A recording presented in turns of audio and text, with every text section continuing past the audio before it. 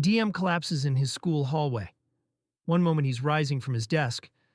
The next, his right thigh buckles and he hits the floor. He doesn't trip. He doesn't fall awkwardly. The bone simply fails on its own. Within the hour, he's in the emergency room, where the school nurse who rode with him tells the admitting team that DM had been complaining of leg pain for nearly 2 weeks. An X-ray is ordered within the hour. When it comes back, the attending physician pauses. The image in front of him belongs, by every measure, to a frail 80-year-old woman with advanced osteoporosis. But the patient on her table is a 12-year-old boy. His femur, one of the strongest bones in the human body, has a fracture running through it that no 12-year-old's bone should ever sustain from simply standing up. To understand how DM got here, you have to understand his mornings. DM's mother works 2 jobs to keep their apartment inside the boundaries of a good school district. She leaves before he wakes and often returns after he's asleep. Most evenings, DM is home alone, and dinner is whatever he can find for himself, usually cereal, often nothing at all. He's a picky eater. Fruits and vegetables go untouched. So at his last checkup, his pediatrician, concerned that DM wasn't getting enough nutrition, suggested a simple fix that millions of parents reach for: a daily multivitamin gummy. DM liked them. He liked them a lot. They were sweet, they were chewy, and they tasted like candy, because, to a hungry 12-year-old home alone, that's exactly what they were. The label was clear: take 2 gummies per day. But a label means very little to a hungry child who has decided these are a snack. DM would eat them by the handful, 10, sometimes 20 at a time, whenever hunger hit and nothing else was in the cupboard. Over roughly 4 months, he worked his way through nearly 9 full bottles. At first, there was nothing. Then came the symptoms, slowly, in an order that made them easy to dismiss. First, vague fatigue. Then aching in his legs that his mother chalked up to growing pains. Then dry, peeling skin around his lips and fingertips. Then headaches that made the lights at school feel too bright. Each symptom, on its own, looked like nothing. Together, they were a body quietly sounding an alarm. And DM, not wanting to add to his mother's worries, said almost nothing about any of it. But the gummies weren't the strangest part of DM's case. The strangest part was what happened after he stopped eating them, when, by every rule of medicine, he should have started getting better. The diagnosis is hypervitaminosis A, a toxic accumulation of vitamin A in the body. Hyper, meaning excessive. Vitaminosis, a condition caused by a vitamin. Put together, a condition caused by too much of a vitamin. It sounds almost harmless. A vitamin, after all, is something we're told to get more of. But the word excessive hides what is actually happening inside DM's skeleton. And to see it, the doctors have to follow the clues. There's a few clues as to what's happening here. DM's blood calcium is high, dangerously high. Now, calcium in the blood has to come from somewhere, so the question becomes, where? It couldn't be his diet. DM barely eats, and certainly not calcium-rich foods. It couldn't be his kidneys, which filter and balance calcium, because his kidney function tests come back completely normal. It couldn't be his thyroid or parathyroid glands, the usual culprits in calcium disorders, because those hormone levels are normal too. That leaves only one place in the body that holds the overwhelming majority of its calcium: the bones.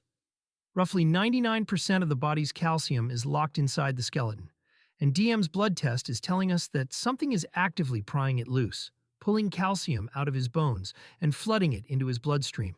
But what could possibly turn a child's own skeleton against him? The answer is hiding in plain sight. In the bottle his pediatrician recommended. Well, there's a bit of basic biology to be known here. Bone isn't the dead, static scaffolding most people imagine. It's living tissue, constantly demolished and rebuilt by 2 opposing teams of cells. On one side, osteoclasts, the demolition crew, which dissolve old bone and release its calcium. On the other, osteoblasts, the construction crew, which lay down fresh bone to replace what was removed. In a healthy body, the 2 stay in near-perfect balance, and your skeleton quietly renews itself your entire life. Vitamin A in excess breaks that balance. Once vitamin A enters the body, it's converted into a signaling molecule called retinoic acid. In small amounts, retinoic acid helps regulate normal bone growth, which is exactly why it matters for a growing child. But in flood level amounts, it does the opposite. It ramps up the osteoclasts, telling them to tear bone down faster and faster, while suppressing the osteoblasts that are supposed to rebuild it. The demolition crew works overtime. The construction crew is sent home. And so, for months, DM's body had been quietly dismantling his own skeleton, releasing its calcium into his blood, brick by brick, and building almost nothing back. That is why his femur failed when he simply stood up. To put his intake into perspective, the recommended daily amount of vitamin A for a boy his age is roughly 2,000 international units. On his heaviest days, DM was taking in over 60,000 international units, more than 30 times what his body was built to handle day after day for months. And as strange as DM's case sounds, he is far from the first person this has happened to. To find the others, you have to go back more than 100 years, to the bottom of the world. In 1913, a team of Antarctic explorers, led by Douglas Mawson, learned this the hardest way imaginable. Starving and stranded, they began eating the livers of their sled dogs to survive. Dog liver, like polar bear liver, is extraordinarily concentrated in vitamin A. Within days, the men's skin began peeling off in sheets, their hair fell out, and they suffered crushing headaches and bone pain. One of them died. The condition would later be recognized as acute vitamin A poisoning. Decades later, in the 1980s, the medical literature filled with a stranger version of the same story. Bodybuilders and health enthusiasts, convinced that if some vitamins were good, more must be better, ending up in hospital beds with bones that had quietly turned brittle. The lesson echoes across a century. A substance is not automatically safe just because it's sold beside the cereal. With vitamin A, the dose is everything. Doctors did the obvious first thing. They stopped all vitamin A immediately and began treating DM's dangerously high calcium with IV fluids and medications to push it back down, while adding vitamin D and calcium-regulating support to help his bones recover.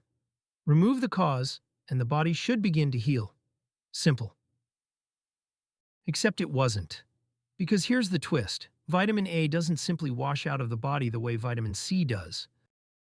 It's fat-soluble. That means instead of being flushed out in the urine, it's stored, tucked away inside fatty tissue, and above all, the liver. DM's liver had spent 4 months building up an enormous reserve of vitamin A. And now, even with the gummies gone, that reserve kept leaking back into his bloodstream. His calcium levels didn't drop when he stopped. They kept climbing for nearly 3 more weeks. The poison was still being released, in slow motion, from a stockpile inside his own body that no one could simply remove. It took those 3 weeks for DM's stored vitamin A to finally fall, and his calcium with it. Roughly 8 weeks after he collapsed, DM was walking again, slowly, cautiously, with a long road of physical therapy still ahead. His doctors expect his bone density to take years to fully recover. Some of the damage may never completely reverse. It's easy to think of vitamins as harmless, as something you can't possibly overdo. But your body doesn't read the front of the bottle. It only responds to what you actually give it. And sometimes, the things that look the most like candy are exactly the ones that deserve the most caution. It was never a poison with a warning label. It was a bottle of gummies on the kitchen counter. The kind millions of parents reach for every morning. I hope you've learned something new today. Like and subscribe before the next one finds you.